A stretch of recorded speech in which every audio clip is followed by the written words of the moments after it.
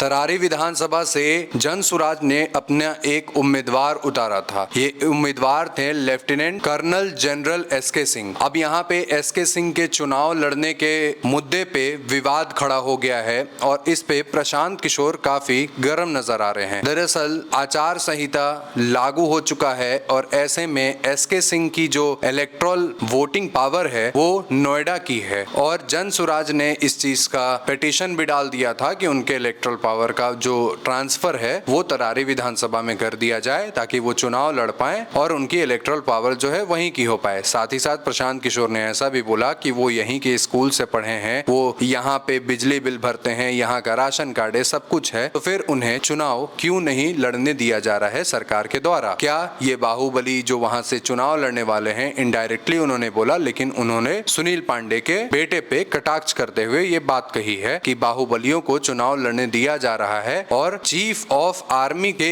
एक लड़के को जो पढ़ा लिखा है, जो सियाचिन के बॉर्डर पे सर्व कर चुका है, जो ब्रिगेडियर के पद पे रह चुका है और लीड कर चुका है सेना को, उसे आप चुनाव नहीं लड़ने दे रहे हैं। अगर चुनाव नहीं लड़ने दिया जाएगा तो हम अपना दूसरा उम्मीदवार तो उतारेंगे ही, लेकिन ये गलत है और इसको हम लोग नेशनली चैलेंज करने वाले हैं सुप्रीम कोर्ट में। ऐसा कहा है जनसुराज के मुखिया प्रशांत किशोर ने। अब प्रशांत किशोर की ये जो परेशानी है वो डीएम साहब जो हैं उस चीज को कैंसिल कर दे रहे हैं और एसके सिंह को चुनाव नहीं लड़ने दिया जा रहा है और इसके कारण जनसुराज बहुत ही प्रेशर में आ रही है। अब दोस्तों यहाँ पे बात ये है कि क्या कभी भी बिहार में इंटेलेक्चुअल जो लोग हैं वो कभी चुनाव नहीं लड़ पाएंगे? क्या कभी वो जन प्रतिनिधित्व नहीं कर पाएंगे? कभी बिहार में जो सुधार सोचा जा रहा है वो नहीं हो पाएगा? क्योंकि हम जिस तरीके से इन चीजों को देख रहे हैं वो देखने में तो यही महसूस हो रहा है कि यहाँ पे सुधार लोग लाना ही नहीं चाहते हैं। अगर कोई पढ़ा लिखा चुनाव लड़ने आता है तो उसे बोल दिया जाता है कि आप इतने दिन विदेश में नौकरी कर रहे थे, आप इतने दिन तक बाहर रह गए, आप तो यहाँ के नागरिक ही नहीं हैं। जबकि भाई उनकी पैदाइश वहाँ की है, उनकी पढ़ाई वहाँ पे हुई है और उसके बाद अगर इस तरीके की चीजें हो रही हैं तो इसका जो सीधे सीधे ब्लेम जाता है वो सरकार के ऊपर जाता है। सरकार अपने